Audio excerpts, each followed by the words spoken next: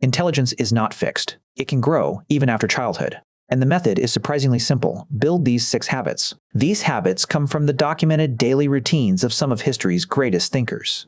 Many of them were not considered especially promising when they were young. They probably did not realize it, but their routines matched what modern neuroscience now calls neuroplasticity. Before we begin, we need to clarify what IQ actually means and why it can change. IQ is not one isolated ability. It is a combination of cognitive functions. Modern IQ tests mainly examine 6 areas: logical reasoning, language comprehension and use, visual and spatial ability, working memory, information processing speed, and mathematical reasoning. These abilities affect almost everything we do at school, at work, and in daily life. Before the early 21st century, genetic determinism strongly influenced the scientific community. Intelligence was widely treated as something you were born with and could not meaningfully change. Then brain imaging technology became much more common around 2010. Scientists could directly observe changes in brain structure, activity, and the connections between different regions. Repeated studies showed that training and experience can reshape neural connections and even alter brain structure. When those systems improve, the abilities measured by IQ tests can improve as well. Most importantly, neuroplasticity continues throughout life. At any age, the brain can still change. Habit 1. Think deeply without external input. Most people assume that becoming smarter means consuming more information. They read books, watch educational videos, listen to podcasts, think along with the material, take notes, and review everything later. Learning new information is useful, but neuroscience also points in the opposite direction. When the brain has no external task and no new information coming in, it activates a group of regions called the default mode network. This network supports abstract thought, insight, reasoning, imagination, and creativity. The lesson is not to stop learning. The lesson is to spend more time thinking when nothing else is entering your mind. Research in cognitive psychology has found that people who regularly think without external input often perform better on tests of reasoning and strategic planning than people who constantly receive information passively. Einstein's famous thought experiment about chasing a beam of light helped lead to special relativity. In his own accounts, he explained that the central question did not begin with complicated calculations. It began with imagination and sustained thought. Einstein also had a habit of walking alone.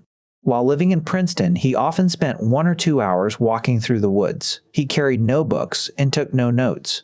He simply thought. The practical version is easy. Set aside some time every day with no videos, no reading, and no music. Music is still information coming in. Choose a question that interests you or a problem you need to solve and think about it without interruption. You can sit quietly in a room or think while walking. Habit 2. Explore first, then ask for help. When you face a problem, do not immediately search online. Do not instantly ask someone else. Deliberately delay the moment when you seek help. Psychologists call this process productive struggle. You try to solve a problem without direct external guidance.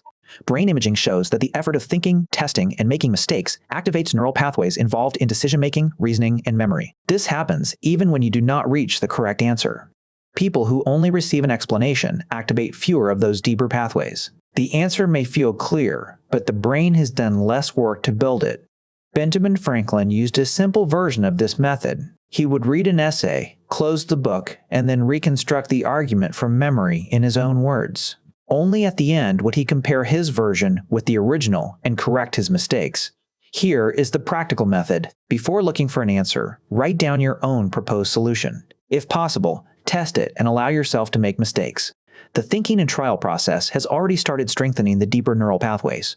Habit 3. Write in order to think, not merely to record. Most people write only to save information. Many have stopped writing by hand altogether and only type. A well-known study from Princeton and UCLA found that handwriting can support deeper understanding of abstract ideas and stronger long-term memory than typing. The effect is especially useful when you write out your reasoning, not when you simply copy words. Nearly 7,000 pages of Leonardo da Vinci's notebooks still survive. Collections, such as the Codex Hammer and the Codex Atlanticus, are not polished essays or systematic textbooks. They are filled with questions, sketches, fragments, observations, and even contradictory ideas. This kind of exploratory writing is a form of generative learning. It turns vague, scattered thoughts inside the mind into clear, visible language. That process forces the brain to notice gaps, contradictions, and missing steps. Then it can rebuild the idea more completely. We have all watched educational content that felt extremely useful in the moment, only to discover that none of it changed our lives. The reason is simple. The knowledge was never internalized. It remained information. Writing through your own thought process can turn that information into an ability you actually possess. The practical method is to keep a short thinking journal. Each day, answer 3 questions. What did I understand today? What still confuses me? Which ideas have not fully formed yet? Write the process of thinking through those questions. It does not need to be long, polished, or complete. Follow the thought wherever it goes. The process itself trains comprehension and memory. Habit 4, build mental models, then transfer them. A mental model is a general rule about how the world works, extracted from specific experiences. It helps us understand and solve other problems of the same type. Consider the scarcity model from economics. In simple terms, something becomes more valuable when it is harder to obtain. Marketers use this constantly. They tell you that a discount will disappear unless you join now. But a model becomes far more powerful when you apply it in a completely different field. You can apply scarcity to your own career by developing a rare and difficult-to-replace skill. If a company cannot easily replace what you do, you have a stronger chance of earning more. The ability to move a model from one field to another is called transfer intelligence. People who are good at it often show stronger fluid intelligence. Fluid intelligence is the ability to reason through a new problem when no ready-made answer exists. It is one of the central components of IQ. So the method has 2 steps. First, learn useful mental models. One creator I often watch, called Owl in a Circle, specializes in explaining them. Second, deliberately apply each model to a new field and use it to solve a different kind of problem. The practical exercise is to choose several models from unrelated disciplines. Think about how each one could operate somewhere else. If possible, test the connection in real life. When ideas from different fields begin linking together, the brain becomes more flexible and more capable. Habit 5, train your memory. Memory and intelligence are not separate. Memory is part of the foundation of intelligence. Nikola Tesla reportedly constructed, tested, and ran machines inside his imagination before building them. Earlier scholars also trained memory deliberately because faster access to stored information makes reasoning faster and more efficient. Research suggests that active recall and visual imagination can help the brain form denser, more efficient neural connections. Visual imagination means building a clear scene inside your mind, not merely repeating words. The practical rule is simple. Recall first, review second. Before looking at your notes, try to reconstruct what you learned. Then explain it to another person without reading from the page. Only afterward should you check the material and correct what you missed. Habit 6. Protect your cognitive energy. Attention, decision-making, reasoning, and self-control depend heavily on the prefrontal cortex. Together, these abilities are known as executive functions. Cognitive psychology shows that our capacity for sustained executive control is limited. Prolonged mental effort creates cognitive fatigue. When that happens, reasoning and decision-making decline sharply. Charles Darwin reportedly spent only 4 or 5 hours each day on his most demanding thinking and writing. Much of the remaining time was spent walking, resting, and letting his mind recover. The goal is not to force the brain into intense work all day. It is also important to regulate stress.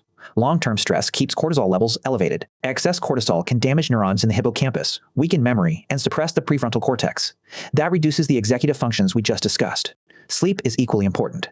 During sleep, the brain prunes neural connections it no longer needs and helps consolidate short-term memories into long-term storage. Sleep also supports brain-derived neurotrophic factor, a protein involved in the growth and connection of neurons. So the practical method is straightforward.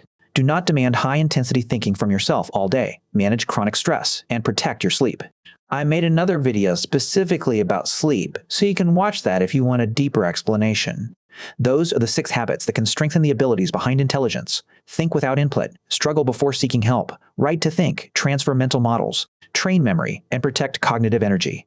Practice them consistently, and who knows, maybe everyone watching can push their IQ past 150.